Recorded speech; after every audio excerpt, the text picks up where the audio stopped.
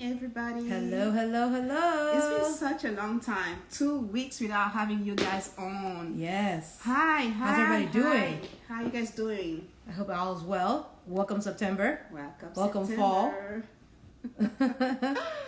Hi, hello Ade. Hey Ade, how are you? Hi Black Christian, BCI, we love you guys. We are gonna have an amazing guest today. Yes. Her name is Dominique. LaFortune. I'm saying it in French because it's That's how I wasn't gonna say it that way. I wasn't gonna say that. And LaFortune in French actually means wealth. So amazing. Hi Dominique, good to see you. Joined. I hope you guys were able to check on the blog. An amazing testimony how God would turn around your life. Hey. Hello. How are you? We are kind of hearing you from far. I don't know if it's us. What happened? We are hearing you. Seems like you're distant, but it might be us. Let me see. Now? Should I put my headphones? No, you're good. You're good. I mean, today we were having all kinds of technical difficulties. I was like, the enemy don't want this conversation. But he loses. He loses every time. Always. Every time. Every time. Happy to have you. So good to see you. Hi, Awesome. everybody. Hey, everybody. So, Here. what are we doing? So, we are in September, and Welcome this to month, Yes. welcome everybody to the month of September. We are talking about stewardship. So, God has called us and chose us as His people to be good stewards Right. with our resources, and that includes who we are as a people, as a person, also our time, our energy, and even our network, like, our friendships, our relationship, generally speaking. And we want to kick off with you, Dominique, because we think Yes. us as people is the most important thing, like investing in us, like educating ourselves, like, improving ourselves as people is very important for us to even to evolve and to walk into purpose, because change is the only constant, right? So we have to learn to adapt to situations, to life, and to everything. And when I read your testimony, I was like, oh no, this is about to be good. I said, now let's talk about stewardship for real. Wow. Reinventing yourself. Reinventing yourself. So how about you tell us a little bit about who you are? Yeah, sure. So first of all, I want to say thank you so much, Carlita and Nali, just for inviting me, for yielding to the Holy Spirit. I was talking to Nali earlier, and she said that the Holy Spirit just leads the guests. Yes, so I'm just honored because I really love your platform. I really love what you guys are doing, the diversity and the French speaking. Of course, I'm biased, right? And so I love it. And then the Lord is being magnified. So it's the best of all worlds, right? Yeah. Exactly. So I am a woman on fire for Jesus. I am a woman who loves to love the Lord. Yeah. And I have gotten to a place in my walk with Him that He has become a tangible, touchable, feelable, knowing, intimate relationship. I'm from Boston, Massachusetts originally. We always got to rep. I'm originally from Boston, Massachusetts, and I moved to North Carolina about 5 years ago. Part of my growing and my healing after my divorce was I just needed to get away. I just needed a change of environment. I needed to do something that was going to help me catapult me into growth. So one of the things that in the beginning of my once my divorce first happened, I was in a very, very, very bad place, very low place, very broken place, and very lost. I was completely lost. I had run with the Lord for so long, and I had seen the goodness of the Lord in the land of the living. I had literally seen the goodness of the Lord in the land of the living. And so I had this barrier around myself that I think I created that was like, I was untouchable. I was, nothing could happen to me. It would happen around me, but it couldn't happen to me. Right. Yeah. Because I was like, I'm his favorite. I am. I read that Absolutely. and I was like, yeah. Absolutely. And so when you're his favorite, you're untouchable. Yeah. And it was a bit of an arrogance about my relationship with the Lord. Yeah. And so it was a bit of a you know, like I felt like I was so intimate with him and that I had priority over all his other children. And we all know that God has no favorites, right? And so I had to learn that he loves us all the same. Yeah. That he's not a stepfather. As hard as that may be to know. Exactly.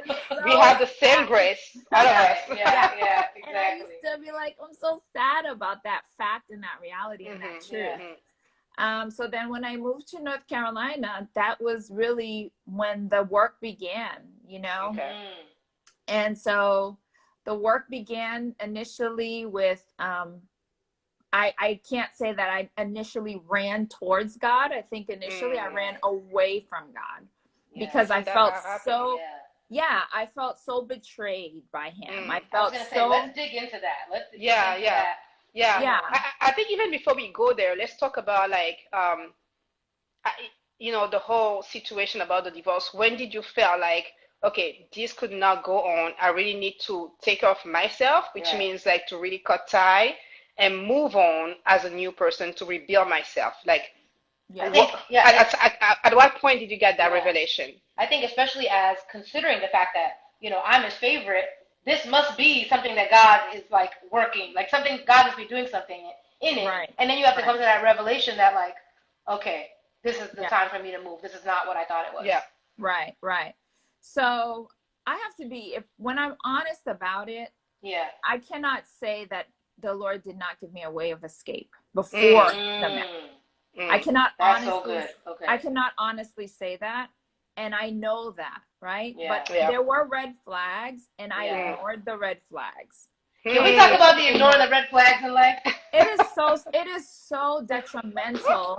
And the sad we always part, come back to this. We always do it, The sad part about it is it's detrimental, and you end up hurting yourself for a moment of temporary satisfaction. Like I want what I want, right? Yeah, exactly. So in the dating, we had a bunch of people around us that were, you know, spiritual counselors, and I was praying and I was fasting, and there was an incident that took place, and I said, I can't do this. This won't be happening, right? So I was like, this isn't going to happen. And I knew, and I called all the family. Yeah. And then I allowed outside people who were not. Let's talk about it.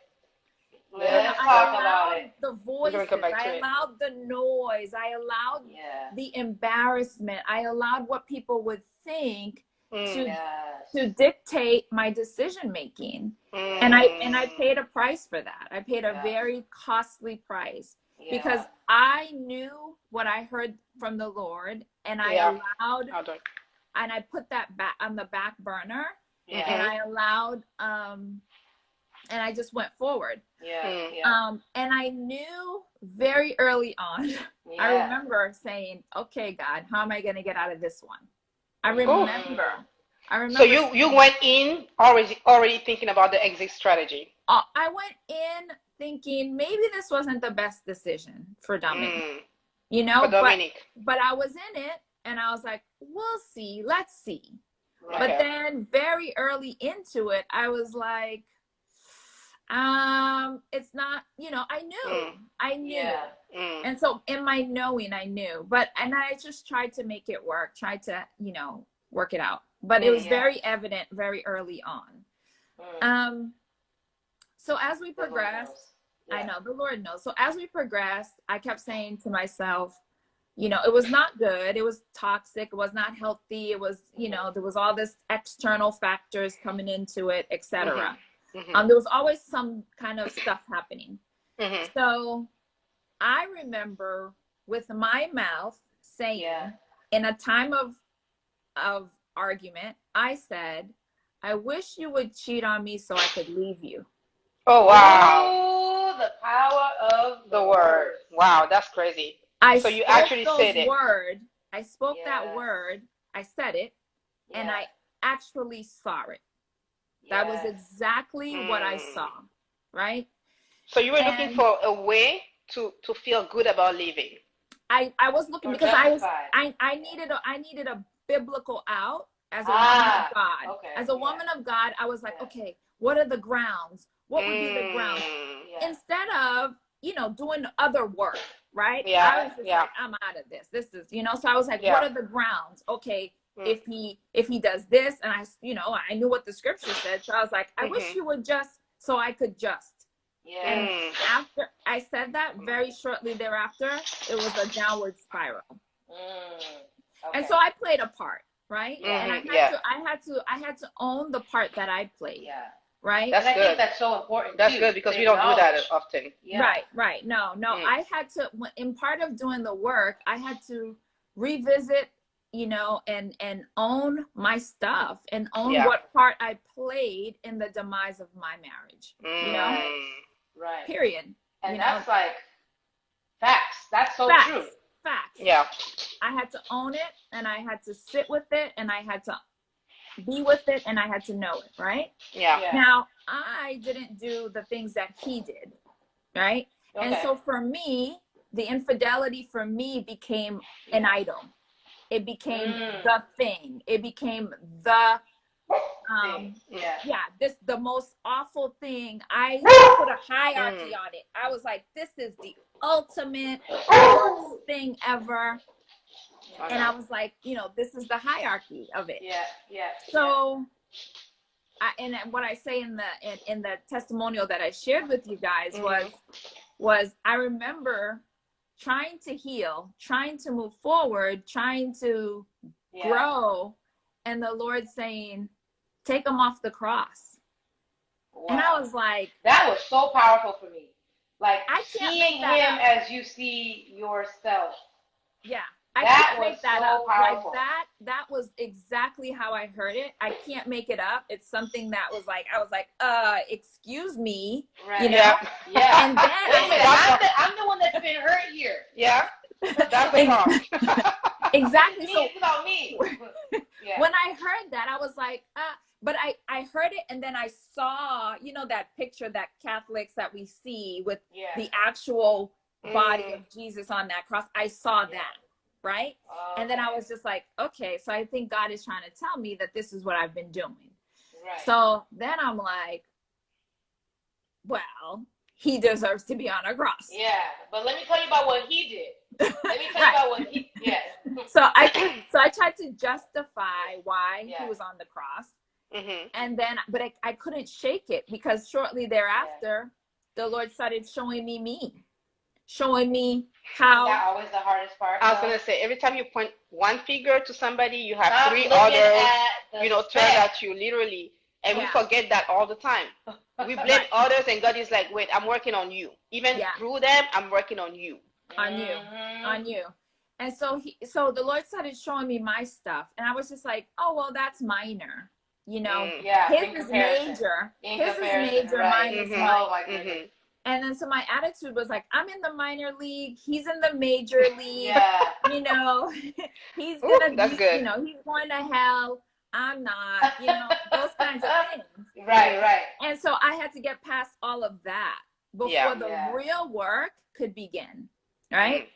So then when the Lord started showing me the work started with like the forgiveness. So now that in itself is let that sit. Let that sit a little bit. Let that sit for everybody who's watching today. I mean, forgiveness. That is like a big F word that we try to avoid, by trying to blame others all the time. But I think like that is the key to so many things. So many things. So we're gonna let that marinate a little bit. Yeah. Think about it. As you're doing that, guys, thank you for joining us again today. And don't forget to share with your followers, because we're just getting started on the conversation. And definitely feel free to add questions. Yes, please. We have a Q&A that is open, so we're going to have time to do that. But it started with forgiveness. Let's talk about the forgiveness part. The forgiveness part was the most difficult part. Because as Christians, we think we know what forgiveness is. But if we start with what forgiveness is not, right? If you start with what forgiveness, if you start, let's start with what forgiveness is not. Forgiveness is not just about saying the words. Forgiveness is not excusing the other person's actions. Forgiveness is not attempting to get a good job. Forgiveness is a heart issue. It is a heart issue. Let me tap that in, because you guys are not like forgiveness is a heart issue. I'm gonna tap it in for you guys. Forgiveness is a heart issue. Gosh. Forgiveness is like literally digging out the heart. It's not like, it's not about, oh, I forgive you. Forgiveness is something that we have to normalize. We have to normalize forgiveness. You know what I mean? Like with my daughter, she's 13. I make it a practice to say, like, when something happens, like we bump into each other or something falls or she did something, and then she goes, oh my gosh, Mom, I'm so sorry. I go, I forgive you. Instead of saying it's okay, because a lot of times it's not okay, right? And we still have to forgive. That's good. That's good. Yeah. Especially in our culture growing up, it's, we don't hear that. It's not like a conversation point that's always happening. I forgive you for the things that you may have done. Especially from parents to a children, like saying that, Right. So I'm trying to teach her how to understand that forgiveness is what we after. Every morning I wake up looking to forgive and looking to be forgiven. Right? Ooh, that's good. Looking to forgive and looking to be forgiven. And if you keep that in your mind, that I am in need of forgiveness. I am a sinner saved by grace. Yes. So I am in need of I am in need of forgiveness. Yes, that's true. And I am supposed to, out of the need, pour out. So out of my need for forgiveness, I have to recognize that I need to give forgiveness. So why not practice it at home? So I practice it at home. I practice it with my immediate circle. And I say, I forgive you. Sometimes it's not okay. So I don't want her to be always like, it's okay, it's okay, it's okay. Yeah. No. And there's like small seeds that stay there instead of just talking the point through. Right. And I even go a little bit further. I say I forgive you, or I'll say it's okay, but like, let's make sure that moving forward, this is the ways that we're going to work it through so that we don't get to this point. Or this is how this situation make me feel. So that we talk about it, and then moving forward, we are both aware of how we felt about the situation, so that we know how to honor each other and respect each other's feeling and avoid the situation for the next time. So good. So good. So good, because if we don't put steps to it, then where are we? So let me give you some other what forgiveness is not. Forgiveness. Let's run through this list. Let's run to what it is not. Forgiveness is not anger. Forgiveness is not the growing sense of irritation that spreads throughout our spirit. That's not what it is, right? It's so deep, you guys. I was gonna say, I think this one we need to talk about it a little bit more, because the same way we say it's okay, and then you have this thing lingering in you, and it's not, and then it keeps adding on, and a little one drop of something else that has nothing to do, and you just explode. Yeah, it leads to bitterness. It leads to bitterness. It leads to bitterness. It's such a, there's actually a study that I read that 62% of American adults say that they need more forgiveness in their personal life. Wow. Ooh, that's good. Yeah. According to a study. That's a high margin. Like 62%. Correct. Wow. 62%. And so people are walking around with this need that is unmet, right? Right. So how are they feeling it? You know what I mean? Exactly. How are you feeling it? Right. So for me, when I decided that I needed to get him off the cross, the Holy Spirit said, get him off the cross. And I was just like, Lord, I can't do this. I'm like, I'm so hurt. I'm so broken. I'm so full of shame. Everything that the Lord didn't give me was all given by the enemy, all manipulated. I had all this, people that cared about me, that really wasn't supportive, almost made it like, I was a failure, although I already felt like a failure. Then I had my immediate circle making me feel like I had, failed. But could it be that was the story that God was writing through me? Listen. Could it be that I was a casualty of his purpose? Could it be?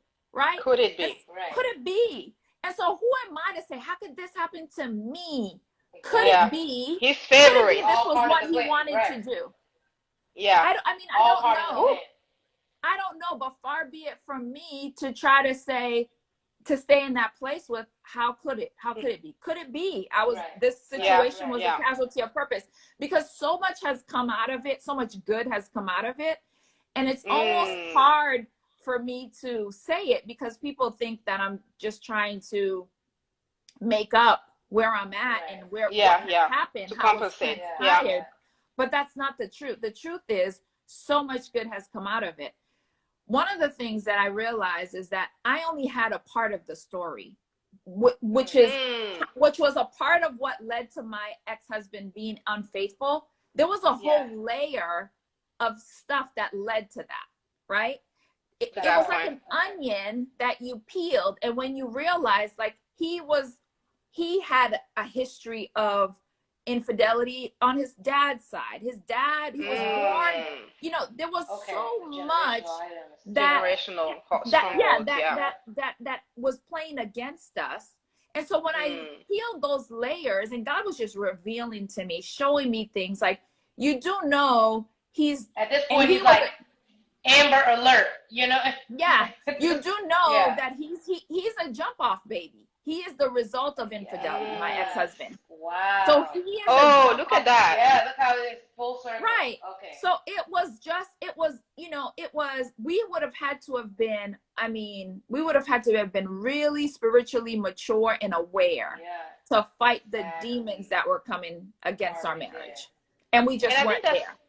That's one of the things that we don't do when we are dating somebody, is the spiritual aspect of it. Like, what is in your bloodline? What's in your bloodline? What are we coming against? Like, what should we expect so that we can start, like, kind of like laying the foundations to kind of break that down. That is extremely important. And I like what Tamiko said. Forgiveness is also the release for your own self versus, the person. That's also very important. That's very true. It mostly has nothing to do with the other person. It has everything to do with you, and it has everything to do with healing you, and it has everything to do with you moving forward, right? It really, a lot of times, doesn't have much to do with the other person, because if they never acknowledge what you're forgiving them for, do you no longer forgive them? Right. You still have to forgive. And so I had to get to a place where it's like, but then with my ex, I had to say to him, hey, I forgive you. My pastor says, Dr. Faith, she'll say, forgiveness is, I forgive you and you owe me nothing. Ooh, and to have to say it to him. It's one thing to like, okay, I forgive him, and Lord, between you and I've moved on. But I feel like. But this is it. But then to acknowledge it to, the offender.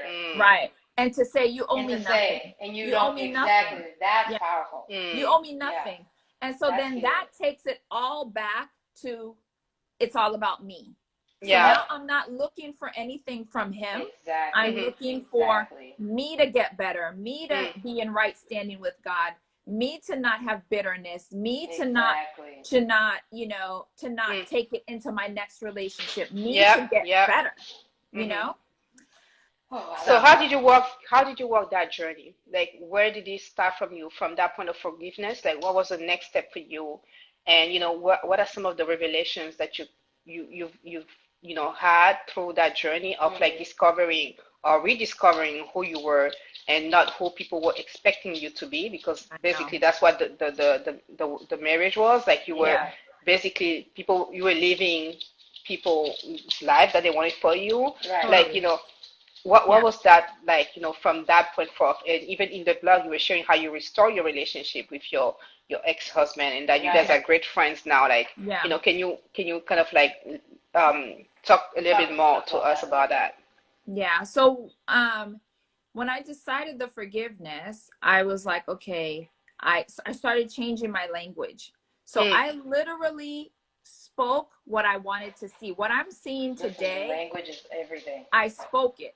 So I said to him, I go, listen, I'm not mad at you. We're going to be amazing co-parents. You're going to do it. Wow.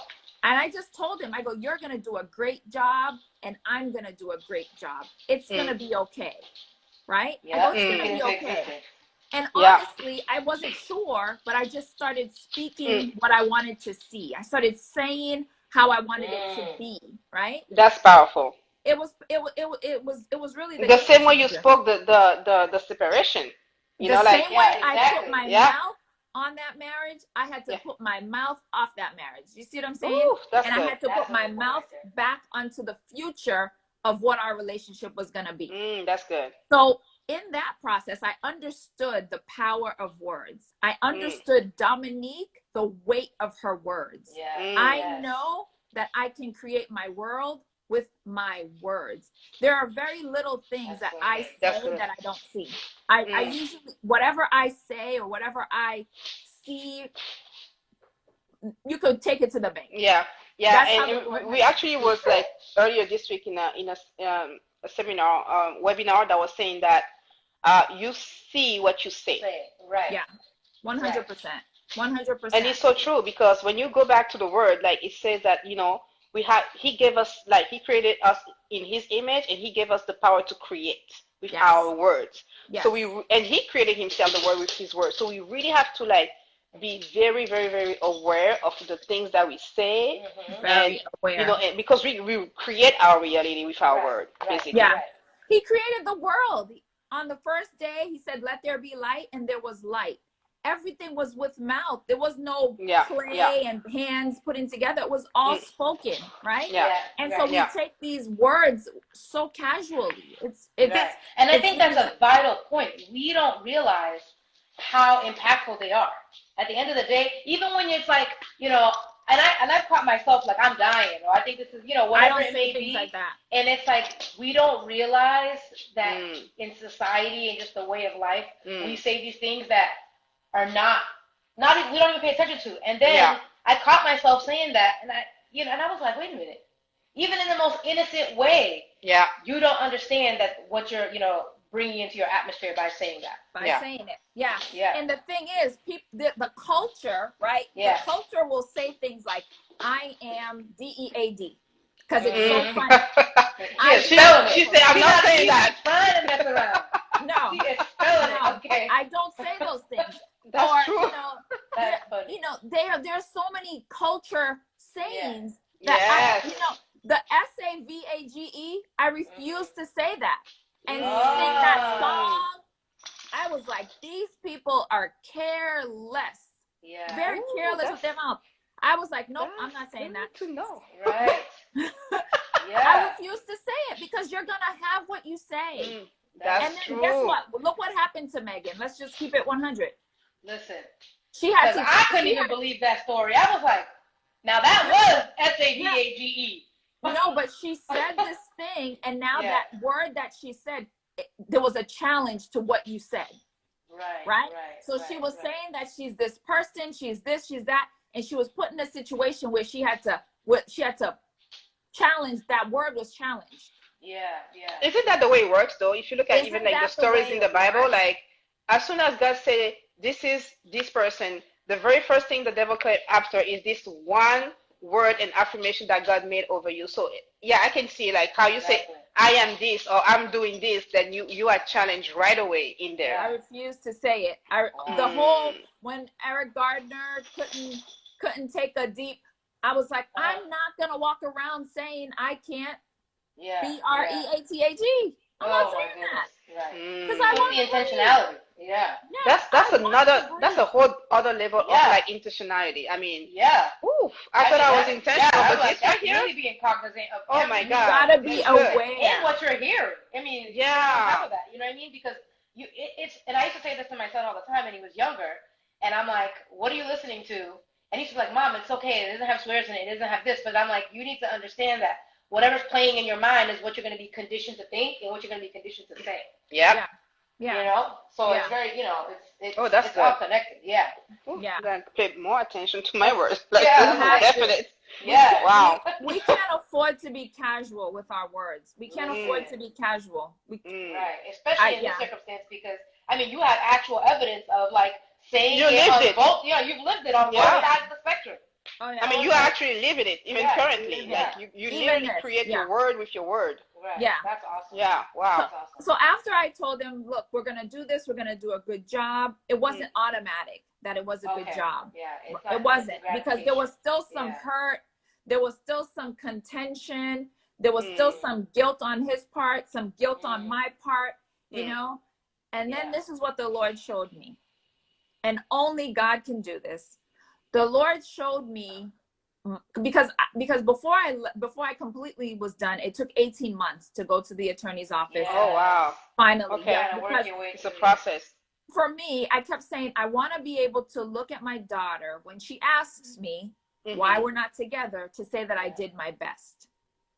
So I hung in there to see if there was going to be any reconciliation, if I could have done my best. And when I felt like I could say I did my best, then we were going to be done. Okay. The Lord showed me, my daughter was about 5 or 6 years old, and she started asking me about why we weren't together and what happened, blah, blah, blah. And then I said to her, I said, Olivia, you know what?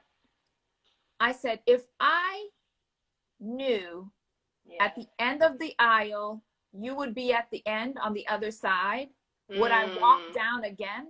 I said, I would. That's she good. goes, you would?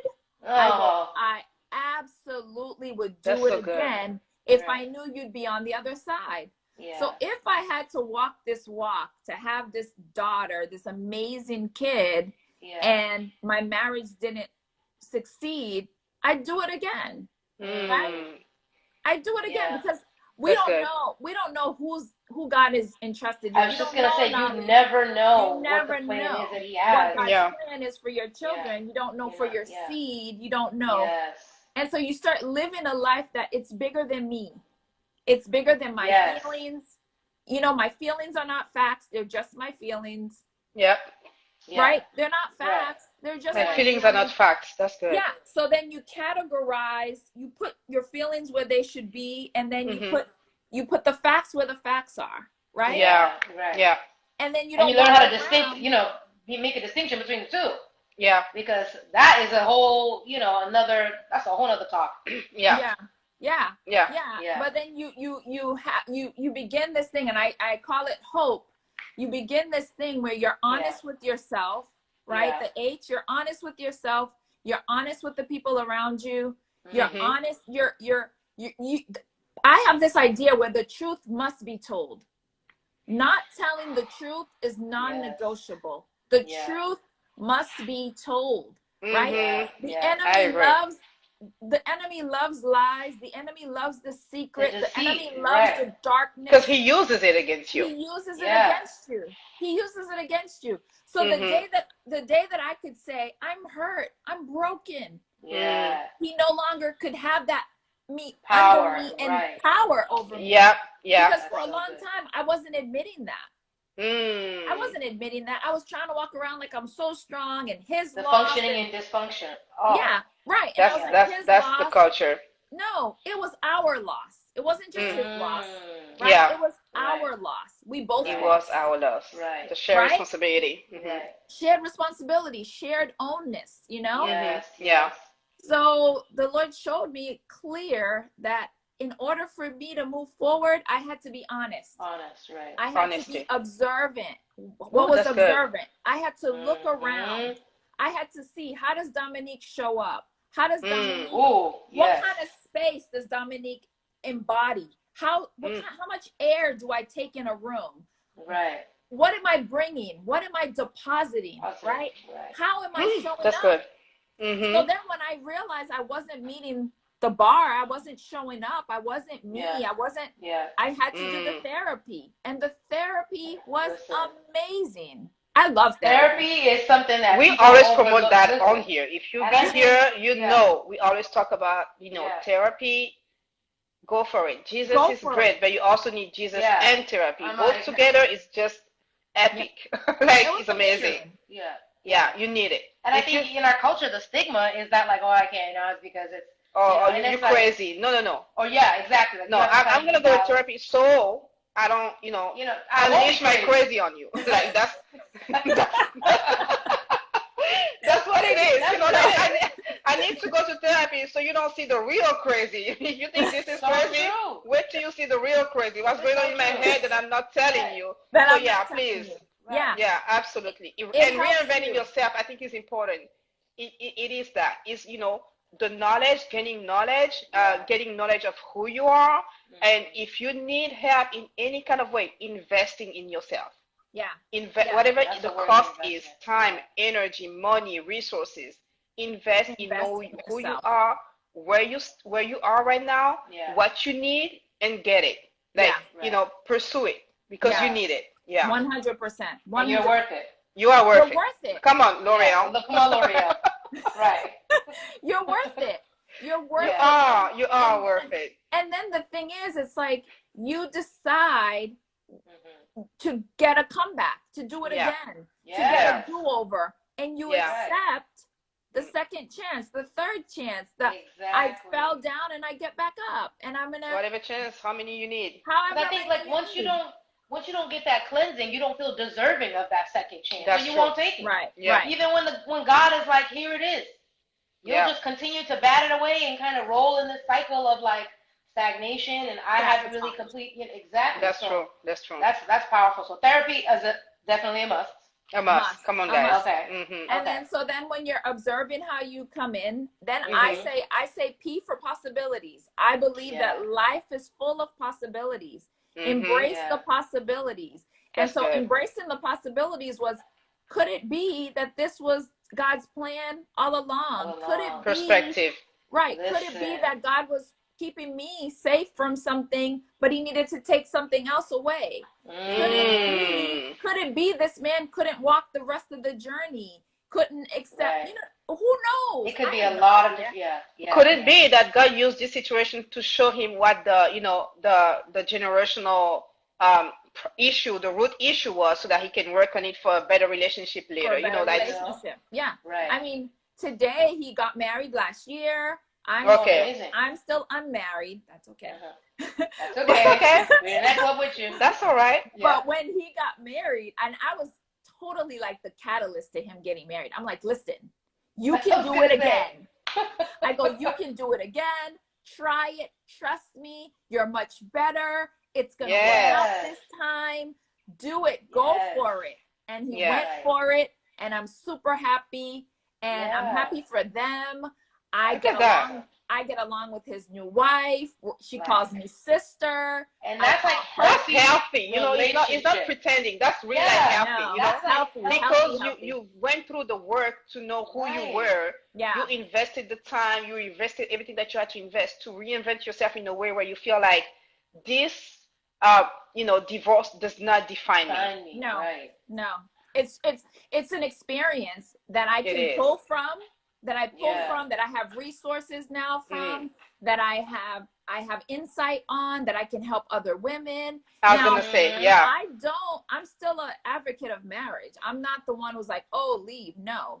I'm always telling my friends, you haven't done enough work.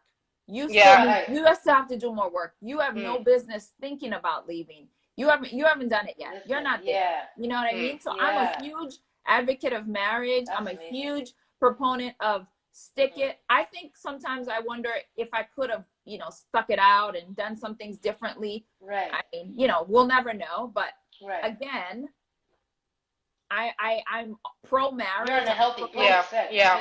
Yeah. So we talked about being honest, like the whole acronym. So being honest, being observant, The possibilities. The P was like for your possibilities, which are related to your perspective about what happened. Yeah. And what was the E for? What is the E for? And then E was elevate. Elevate. Ooh, that's good. Yeah, right? You just elevate your way of thinking.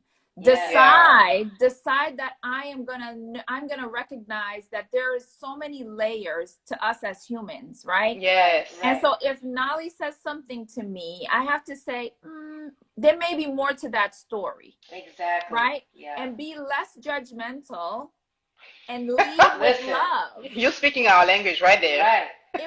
I always say that I live on an island of no judgment. You're free to come join my island. There's not a lot of people on my island, but it's a great island. That's right. Listen. Yeah. There's not a lot of people on that island. There's not a lot of people on my island, but it's a great island. Why? Because I'm just determined to understand that there's more to the story, to see the bigger picture. And I'm only privy to a little bit. And so I really don't have an opinion about that. And people will say, well, what do you think about this? And I go, well, I don't know enough about it to have an opinion. Exactly. If everybody was thinking that way, I mean, I don't know enough about it. That's what I gotta say. If I don't have the backstory, you know, the context is basically what it is. Yeah. Exactly. I mean, in this day and age, it's like everybody's giving 2 cents about everything, and sometimes that will lead people down a path that is, error. This person confirmed it for me. Yeah. For error. Yeah. And the next thing you know, you're judging a situation based on somebody else's experience instead of doing your own. And experiencing the thing for yourself, and even if the result is the same, at least you can say, I tried it myself. Exactly. Yeah. It was funny because when I remember, when I was thinking about what I was going to share with you guys, the Lord showed me John 8, where the woman is caught with adultery, right? She's caught in adultery, and then the Pharisees are all around there like, this is what she did. Yeah. What say you? What say you, right? And so I was the person. So I was like, okay, so there's 3 characters here playing. There's the person, there's the woman who was caught in the act. How many of us have been caught in the act, whether or not it's been seen or unseen? I was gonna say, right? If I didn't need this phone, we can't be throwing the phones because we need them. My God, right? Whether it's seen or not, that's the thing that we forget. Because God sees it all, but because a human person didn't see us, right? So we think, we just think that is okay. It's like, but no, like deep down within yourself, being honest with yourself. Is this right? Is this right? Right. So then there's that woman. She's the one who did it. I've been her. I've been that woman. Then there's the Pharisees who's like, look what she did. Look what she did. What are you gonna do, Jesus? I've been that person. Right. Look what she did. And then there's Jesus. He's like, oh yeah, well, you've sinned. Like, I'm gonna give you love and I'm gonna give you grace. You're caught. Right. You're caught in the act. I'm gonna give you love and I'm gonna give you grace. Sin no more. Go ahead. No judgment. Sin no more. How many times have we been that? Ooh. I want to be that. Right. I want to be conscious to be that. Right. Yeah. And it's not like being a doormat. That's not what this is. It's exactly. not No, don't. That's right. It's about extending grace. It's about understanding I don't know the full picture, and let me lead with love. Yeah. Right. I think parenting for me, I learned that lesson the hardest way, because it was like understanding that this other person, your child, okay, let me hear you where your perspective is coming from, and not automatically having that authoritative parent figure, like you're supposed to do this is the way you're supposed to do it, this is the way it should be done. But like learning to listen to them, hear them out, understanding, okay, you did this wrong. That's how you craft a healthy adult. Okay, let's just figure it out and move on. And I think it's such an important thing. I mean, remembering that you're also them at some point in their life. Exactly. Like that, for me, that's always the perspective. Exactly.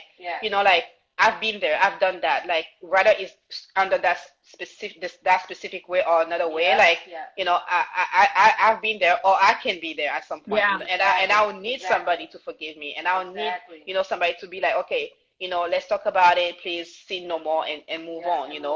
That is extremely important. So, under elevate. Yeah, under elevate. So let me just wrap, like, so we have the HOPE acronym, which is like being honest with yourself and with people around you. Right. Be observant, like, meaning like, how do you show up as being you? Like, and if you feel like you are not showing up like the way you want people to show up for you, in the way that you want to be, what you want to give people, then work on it. The third one was your possibilities related to your perspective. Like, okay, from this thing, like from now, not based on the history or the past. Right. From this point forth, how do I move from here? Right. And the E is for elevate. Like elevate your team.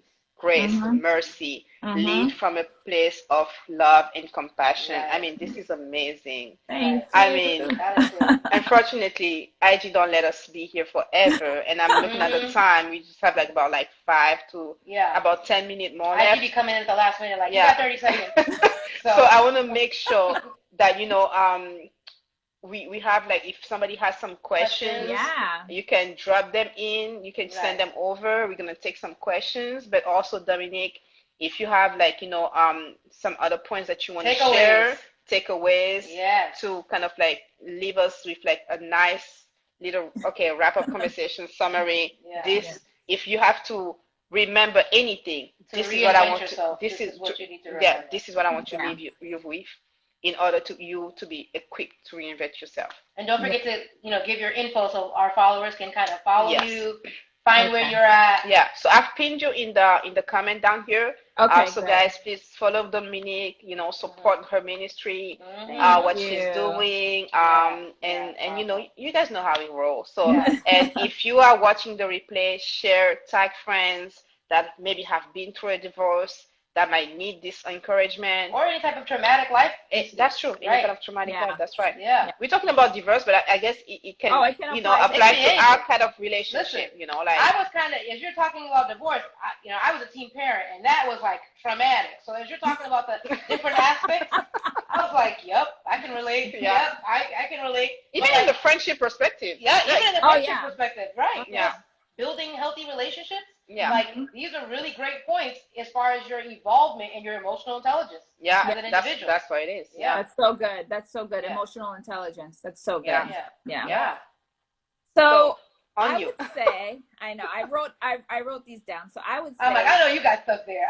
She's prepared. Can't you play, guys?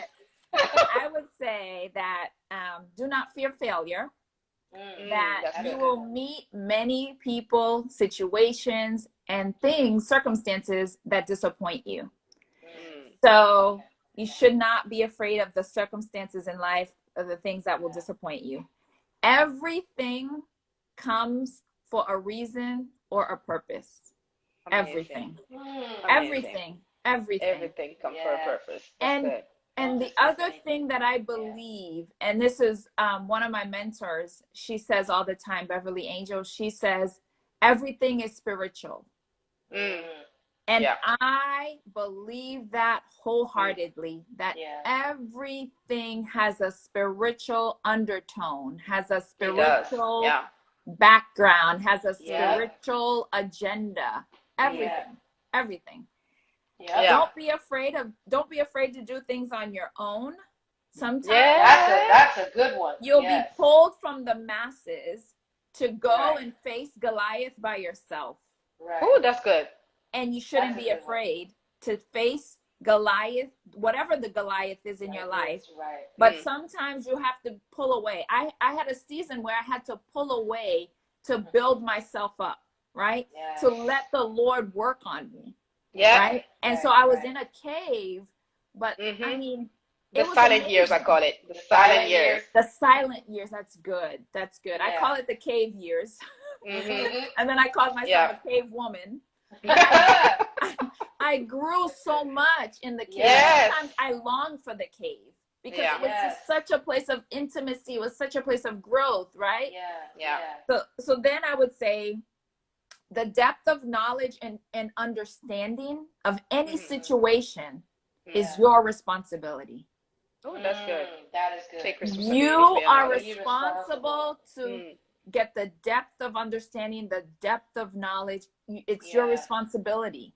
It's your responsibility to get in there and you know, get do the the knowledge. work. Do the work.